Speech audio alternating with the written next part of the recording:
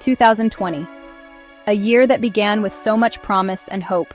The start of a new decade, filled with dreams and aspirations. It's a year that will be etched in our memories, a year that none of us could have predicted, yet one that will shape our future in ways we are only beginning to understand. We all remember where we were when we first heard about it, the whispers of a new virus, the uncertainty, the disbelief. It felt distant, almost surreal. It started like any other year. Optimism, New Year's resolutions. People were filled with hope, making plans, setting goals, and dreaming big. People were making vision boards, mapping out their futures. Then, boom, the world changed overnight. The news of the pandemic spread like wildfire, and life as we knew it came to a halt. It wasn't just a global pandemic, although that was bad enough. The virus brought the world to its knees, affecting every aspect of our lives. We also faced social and political unrest. Protests erupted, voices demanding change, and the world watched as societies grappled with deep-seated issues. It was a year of crisis, a year that tested us all.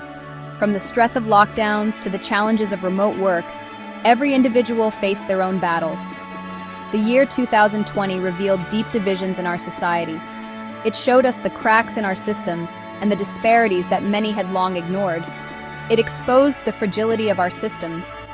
From healthcare to the economy, the pandemic laid bare the vulnerabilities that we had taken for granted.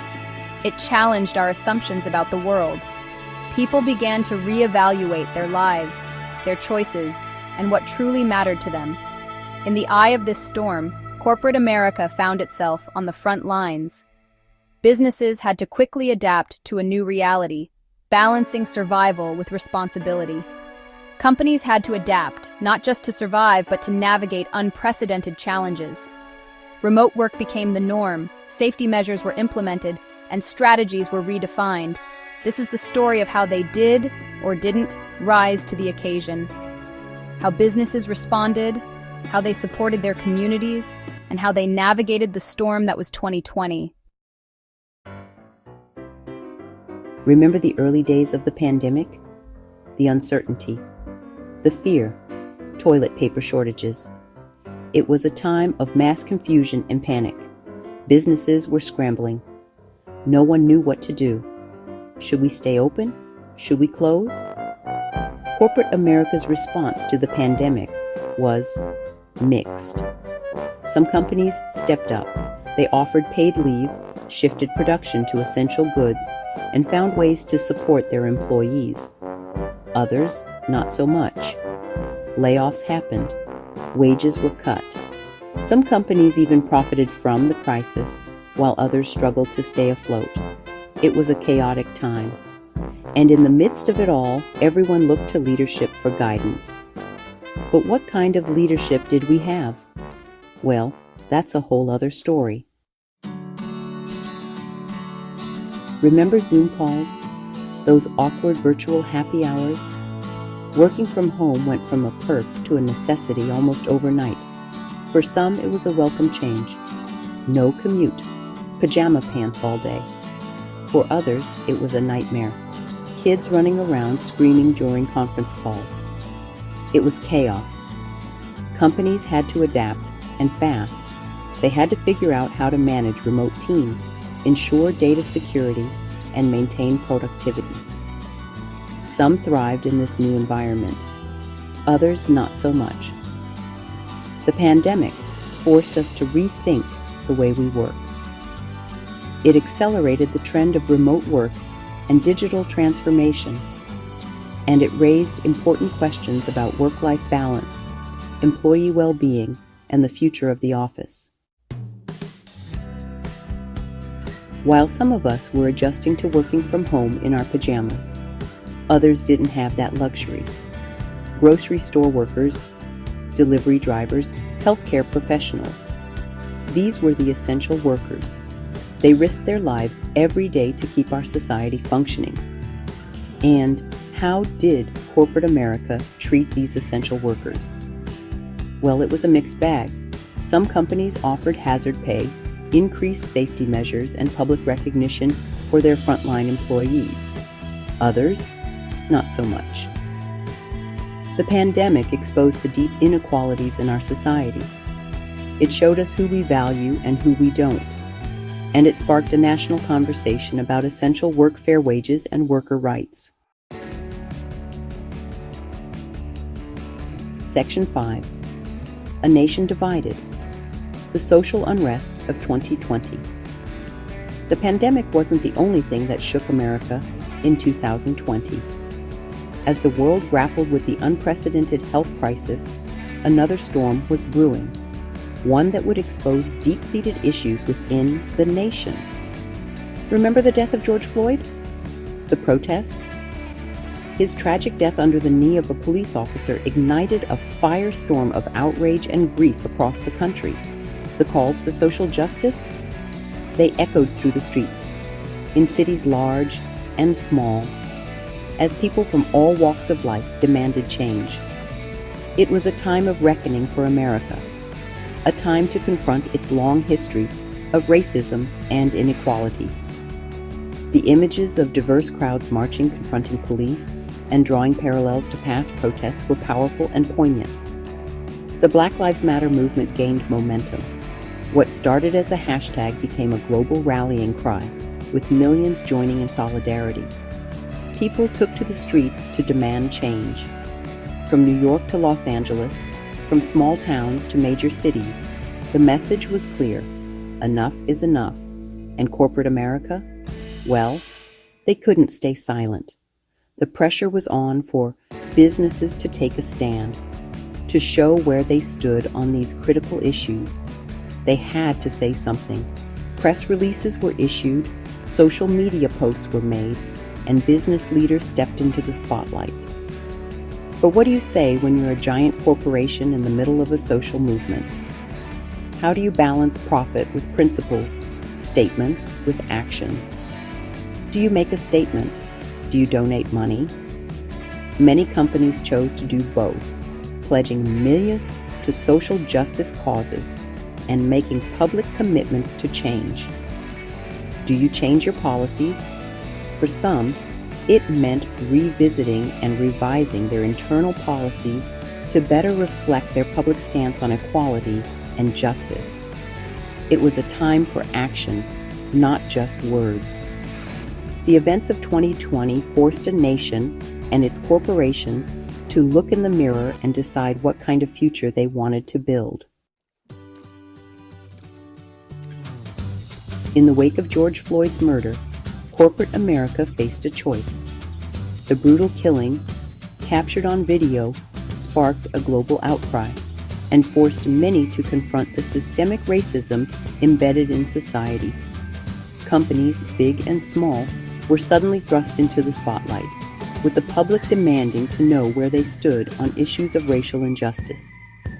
Stay silent and risk backlash, or speak out and risk alienating customers.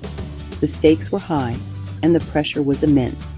Social media became a battleground where silence was seen as complicity, and every statement was scrutinized. Employees, customers, and stakeholders all had their eyes on corporate leaders, waiting to see how they would respond. Many companies chose the latter. They decided to speak out, to take a stand, and to align themselves with the growing movement for racial justice. Press conferences were held, and social media posts were crafted to convey solidarity and support. They issued statements condemning racism and expressing support for the Black community. Some went further. They didn't just stop at words, they took tangible actions to back up their statements. They pledged donations to social justice organizations, committing significant sums of money to support the cause. These donations were aimed at funding initiatives that would help address the root causes of racial inequality. They reviewed their diversity and inclusion practices, recognizing that change needed to start from within. Workshops and training sessions were organized to educate employees and foster a more inclusive workplace culture, and promised to do better. CEOs made public commitments, signing pledges and updating their mission statements to reflect a renewed focus on diversity and inclusion. But were these actions genuine or just performative? Critics were quick to point out that many of these companies had long histories of failing to address racial disparities within their own ranks. Was this a true change of heart, or simply a strategic move to protect their brand image? Were they truly committed to change, or were they just trying to protect their brand? The public remained skeptical, with mixed reactions to the corporate commitments. Some praised the efforts, while others questioned their sincerity. Only time will tell what the long-term impact of these corporate statements and actions will be. The true test will be whether these companies follow through on their promises and make lasting changes. But one thing is clear: 2020 forced corporate America to confront social issues in a way they never had before. The events of that year marked a turning point, and the actions taken in response will be remembered for years to come, even though now they are only a memory. It's impossible to talk about 2020 without talking about Donald Trump. His presidency loomed large over the events of that year: his handling of the pandemic, his response to the social unrest. It all shaped the way these crises unfolded. Trump's approach to the pandemic was, well, Trumpian.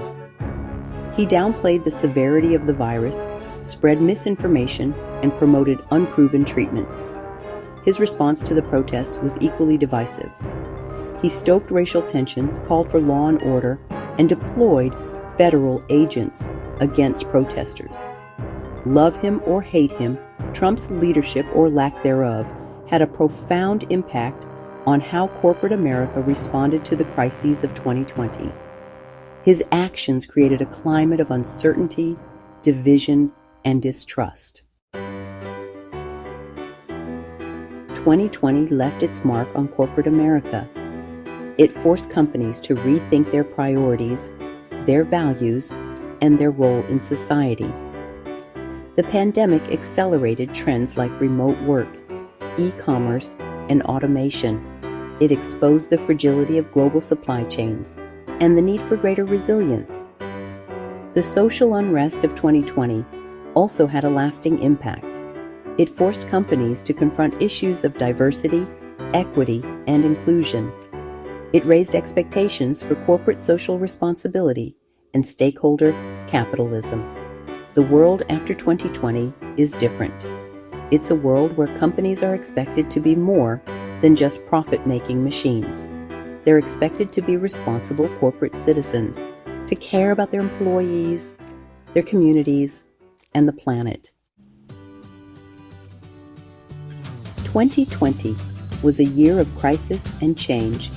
It was a year that tested us all, but it was also a year of learning.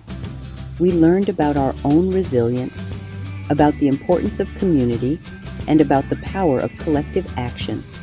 For corporate America, 2020 provided valuable lessons about leadership, adaptability, and social responsibility. It showed that companies that prioritize their employees, embrace change, and stand up for what's right are more likely to weather the storm. The challenges of 2020 may be behind us, and ultimately, the lessons learned were left behind too. What should have shaped the future of corporate America for years to come was discarded just 5 years later. In 2025, it's as if 2020 never happened.